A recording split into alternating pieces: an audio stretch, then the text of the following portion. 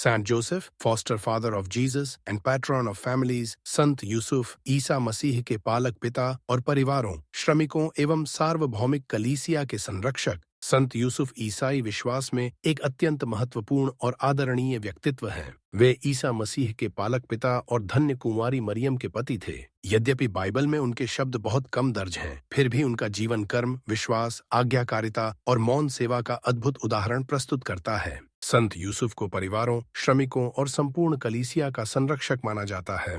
संत यूसुफ एक साधारण बढ़ई थे जो नासरत में अपने श्रम से जीवन यापन करते थे। उन्होंने अपने काम को सम्मान और ईमानदारी के साथ किया, जिससे वे मेहनतकश लोगों के लिए आदर्श बन गए। उनके जीवन से यह शिक्षा मिलती है कि परिश्रम स्वयं में पवित्र है और ईश्वर की सेवा का एक माध्यम हो सकता है। जब स्वर्गदूत ने यूसुफ को यह बताया कि मरियम के गर्भ में पल रहा शिशु पवित्र आत्मा की शक्ति से है, तब यूसुफ ने बिना किसी संदेह के ईश्वर की आज्ञा को स्वीकार किया। उन्होंने मरियम को अपनाया और ईसा को अपने पुत्र की तरह स्वीकार किया। यह निर्णय उनके गहरे विश्वास और ईश्वर पर पूर्ण भरोसे को दर्शाता है। संत यूसुफ ने ईसा और मरियम की रक्षा के लिए अनेक कठिनाइयों का सामना किया। उन्होंने अपने परिवार को सुरक्षित रखने के लिए मिस्र की ओर पलायन किया और वहां अजनबी भूमि में परिश्रम करके अपने परिवार का पालन पोषण किया। उनका यह त्याग और साहस एक सच्चे पिता और परिवार के रक्षक का उदाहरण है। यूसुफ को मौन का संत भी कहा जाता है, क्योंकि वे बिना किसी शिकायत या आत्म प्रशंसा के